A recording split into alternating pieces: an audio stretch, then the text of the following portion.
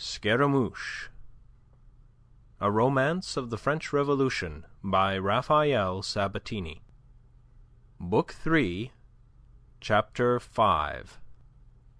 Madame de Plougastel. The postilion drew rein, and the footman opened the door, letting down the steps and proffering his arm to his mistress to assist her to alight, since that was the wish she had expressed. Then he opened one wing of the iron gates and held it for her. She was a woman of something more than 40, who once must have been very lovely, who was very lovely still, with the refining quality that age brings to some women. Her dress and carriage alike advertised great rank. "I take my leave here, since you have a visitor," said Andre Louis. "But it is an old acquaintance of your own, Andre.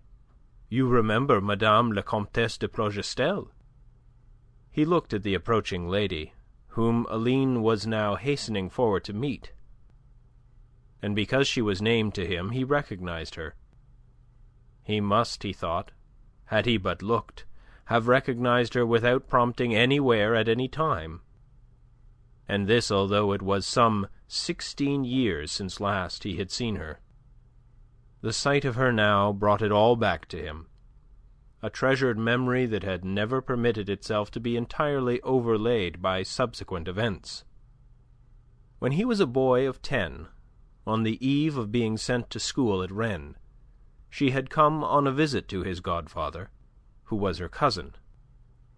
It happened that at the time he had been taken by Rabouillet to the manor of Gavrillac, and there he had been presented to Madame de Plougastel, the great lady in all the glory then of her youthful beauty, with her gentle, cultured voice, so cultured that she had seemed to speak a language almost unknown to the little Breton lad, and her majestic air of the great world had scared him a little at first. Very gently had she allayed those fears of his, and by some mysterious enchantment she had completely enslaved his regard. He recalled now the terror in which he had gone to the embrace to which he was bidden, and the subsequent reluctance with which he had left those soft round arms. He remembered, too, how sweetly she had smelled, and the very perfume she had used, a perfume as of lilac, for memory is singularly tenacious in these matters. For 3 days, whilst she had been at Gavrillac, he had gone daily to the manor, and so had spent hours in her company.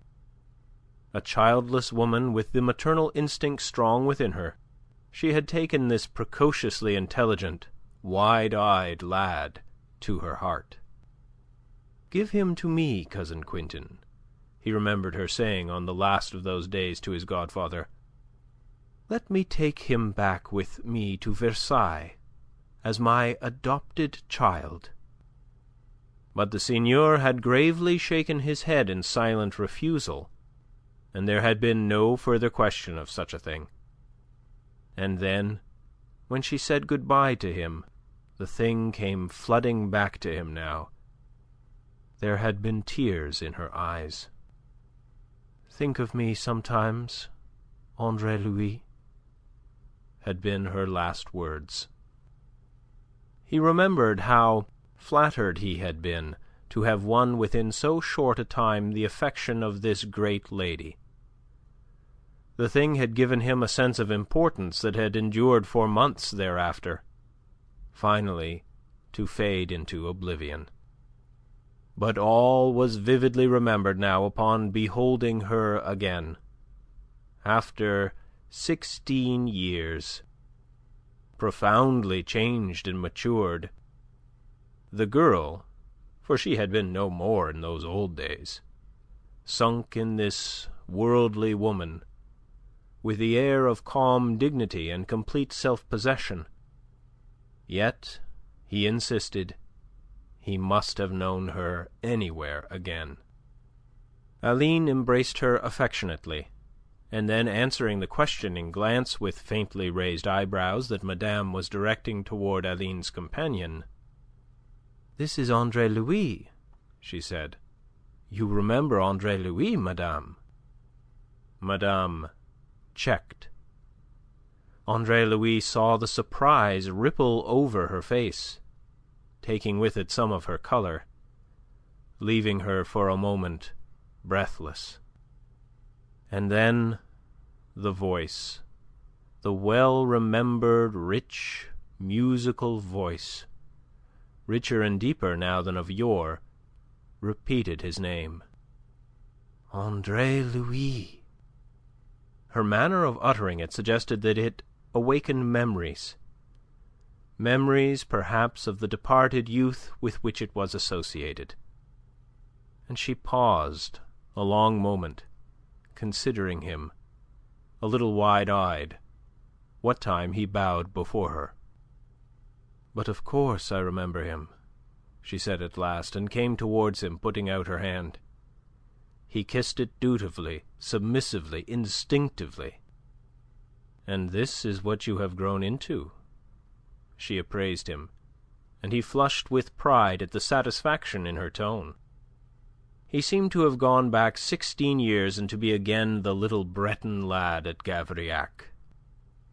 She turned to Aline. How mistaken Quintin was in his assumptions. He was pleased to see him again, was he not? "So pleased, madame, that he has shown me the door," said Andre Louis. "Ah!" She frowned, conning him still with those dark, wistful eyes of hers. "We must change that, Aline. He is, of course, very angry with you. But it is not the way to make converts. I will plead for you, Andre Louis. I am a good advocate." He thanked her and took his leave. "I leave my case in your hands with gratitude. My homage, madam." And so it happened that in spite of his godfather's forbidding reception of him, the fragment of a song was on his lips as his yellow chaise whirled him back to Paris and the Rue du Hasard. That meeting with Madame de Plougastel had enheartened him. Her promise to plead his case in alliance with Aline gave him assurance that all would be well. That he was justified of this was proven when on the following Thursday towards noon his academy was invaded by M. de Kercadiou. Giles, the boy, brought him word of it, and breaking off at once the lesson upon which he was engaged, he pulled off his mask and went as he was, in a chamois waistcoat, buttoned to the chin, and with his foil under his arm, to the modest salon below, where his godfather awaited him. The florid little Lord of Gavrillac stood almost defiantly to receive him. "I have been over-persuaded to forgive you," he announced aggressively, seeming thereby to imply that he consented to this merely so as to put an end to tiresome importunities. Andre Louis was not misled. He detected a pretense adopted by the seigneur so as to enable him to retreat in good order. "My blessings on the persuaders, whoever they may have been. You restore me my happiness, monsieur my godfather." He took the hand that was proffered and kissed it, yielding to the impulse of the unfailing habit of his boyish days. It was an act symbolical of his complete submission, re-establishing between himself and his godfather the bond of protected and protector, with all the mutual claims and duties that it carries. No mere words could more completely have made his peace with this man who loved him. M. de Kercadiou's face flushed a deeper pink. His lip trembled, and there was a huskiness in the voice that murmured, "My dear boy, Then he recollected himself, threw back his great head, and frowned. His voice resumed its habitual shrillness. "You realize, I hope, that you have behaved damnably, and with the utmost ingratitude." "Does not that depend upon the point of view?" quoth Andre Louis, but his tone was studiously conciliatory. "It depends upon a fact, and not upon any point of view. Since I have been persuaded to overlook it, I trust that at least you have some intention of reforming." I will abstain from politics," said Andre Louis, that being the utmost he could say with truth. "That is something, at least." His godfather permitted himself to be mollified, now that a concession, or a seeming concession, had been made to his just resentment. "A chair, monsieur?" No. I have come to carry you off to pay a visit with me. You owe it entirely to Madame de Plougastel that I consent to receive you again. I desire that you come with me to thank her." "I have my engagements here," began Andre Louis, and then broke off. "No matter. I will arrange it. A moment." And he was turning away to re-enter the academy. "What are your engagements? You are not by chance a fencing instructor?"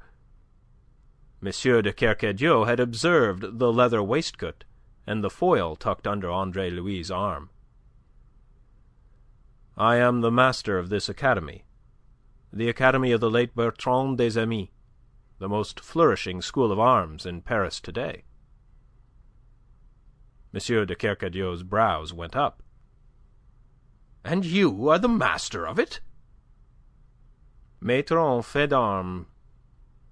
I succeeded to the academy upon the death of des Amis." He left M. Kercadiou to think it over, and went to make his arrangements and effect the necessary changes in his toilette. "So that is why you have taken to wearing a sword," said M. de Kercadiou as they climbed into his waiting carriage. "That, and the need to guard oneself in these times." "And do you mean to tell me that a man who lives by what is, after all, an honourable profession, a profession mainly supported by the nobility, can at the same time associate himself with these peddling attorneys and low pamphleteers who are spreading dissension and insubordination?" "You forget that I am a peddling attorney myself, made so by your own wishes, monsieur." M. de Kercadiou grunted and took snuff. "You say the academy flourishes?" he asked presently. "It does. I have 2 assistant instructors. I could employ a 3rd. It is hard work." "That should mean that your circumstances are affluent." "I have reason to be satisfied. I have far more than I need." "Then you'll be able to do your share in paying off this national debt," growled the nobleman, well content that as he conceived it, some of the evil Andre Louis had helped to sow should recoil upon him. Then the talk veered to Madame de Plougastel. M. de Kercadiou, Andre Louis gathered, but not the reason for it, disapproved most strongly of this visit. But then Madame la Comtesse was a headstrong woman, whom there was no denying, whom all the world obeyed. M. de Plougastel was at present absent in Germany, but would shortly be returning. It was an indiscreet admission from which it was easy to infer that M. de Plougastel was one of those intriguing emissaries who came and went between the Queen of France and her brother, the Emperor of Austria. The carriage drew up before a handsome hotel in the Faubourg Saint-Denis, at the corner of the Rue Paradis, and they were ushered by a sleek servant into a little boudoir, all gilt and brocade, that opened upon a terrace above a garden that was a park in miniature. Here Madame awaited them. She rose, dismissing the young person who had been reading to her, and came forward with both hands outheld to greet her cousin Kercadiou. "I almost feared you would not keep your word," she said. "It was unjust. But then I hardly hoped that you would succeed in bringing him." And her glance, gentle and smiling welcome upon him, indicated Andre Louis. The young man made answer with formal gallantry. "The memory of you, madame, is too deeply imprinted on my heart for any persuasions to have been necessary." "Ah, the courtier," said madame, and abandoned him her hand. "We are to have a little talk, Andre Louis," she informed him with a gravity that left him vaguely ill at ease. They sat down, and for a while the conversation was of general matters, chiefly concerned, however, with Andre Louis, his occupations, and his views. And all the while Madame was studying him attentively with those gentle, wistful eyes, until again that sense of uneasiness began to pervade him. He realized instinctively that he had been brought here for some purpose deeper than that which had been avowed. At last, as if the thing were concerted, and the clumsy Lord of Gavrillac was the last man in the world to cover his tracks, his godfather rose, and upon a pretext of desiring to survey the garden, sauntered through the windows on to the terrace, over whose white stone balustrade the geraniums trailed in a scarlet riot. Thence he vanished among the foliage below. "Now we can talk more intimately," said Madame. "Come here and sit beside me." She indicated the empty half of the settee she occupied. Andre Louis went obediently, but a little uncomfortably. "You know," she said gently, placing a hand upon his arm, "that you have behaved very ill, that your godfather's resentment is very justly founded." "Madame, if I knew that, I should be the most unhappy, the most despairing of men." And he explained himself, as he had explained himself on Sunday to his godfather. "What I did because it was the only means to my hand in a country in which justice was paralyzed by privilege, to make war upon an infamous scoundrel who had killed my best friend, a wanton, brutal act of murder, which there was no law to punish. And as if that were not enough, forgive me if I speak with the utmost frankness, madame, he afterwards debauched the woman I was to have married." "Ah, mon Dieu!" she cried out. "Forgive me. I know that it is horrible. You perceive, perhaps, what I suffered, how I came to be driven. That last affair of which I am guilty, the riot that began in the Feydeau Theatre and afterwards enveloped the whole city of Nantes, was provoked by this." "Who was she, this girl?" It was like a woman, he thought, to fasten upon the unessential. "Oh, a theatre girl, a poor fool of whom I have no regrets.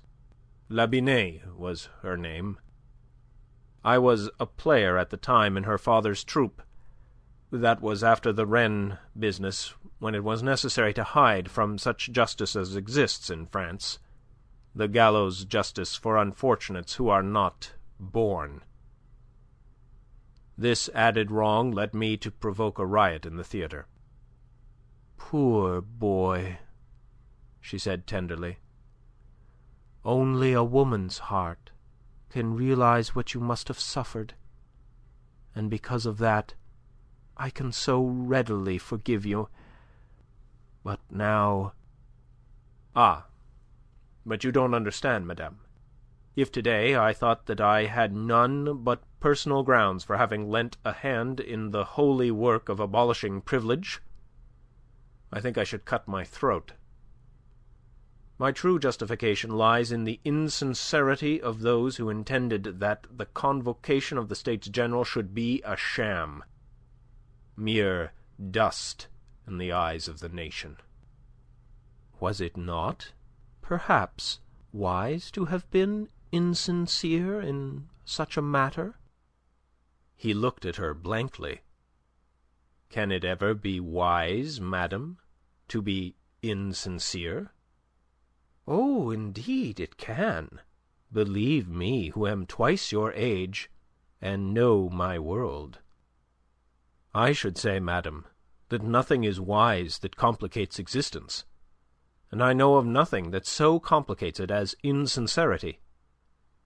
Consider a moment the complications that have arisen out of this."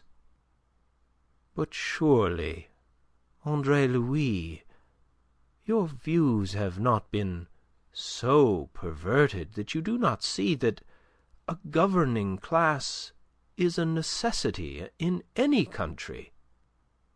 "Why, of course, but not necessarily a hereditary one."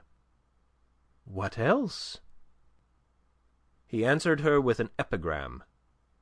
"Man, madame, is the child of his own work. Let there be no inheriting of rights but from such a parent. Thus a nation's best will always predominate, and such a nation will achieve greatly." "But do you account birth of no importance?"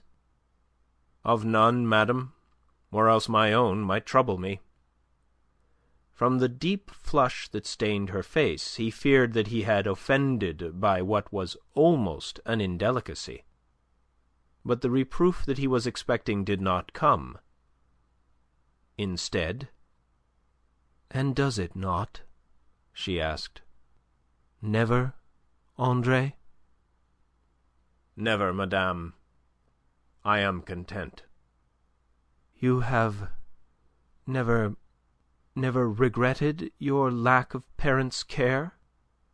He laughed, sweeping aside her sweet, charitable concern that was so superfluous. "On the contrary, madame, I tremble to think what they might have made of me, and I am grateful to have had the fashioning of myself." She looked at him for a moment very sadly, and then, smiling, gently shook her head. "You do not want self-satisfaction. Yet I could wish that you saw things differently, Andre. It is a moment of great opportunities for a young man of talent and spirit. I could help you. I could help you, perhaps, to go very far, if you would permit yourself to be helped after my fashion." "Yes," he thought, "help me to a halter by sending me on treasonable missions to Austria on the Queen's behalf, like M. de Plougastel. That would certainly end in a high position for me." Aloud he answered more as politeness prompted. "I am grateful, madame, but you will see that, holding the ideals I have expressed, I could not serve any cause that is opposed to their realization."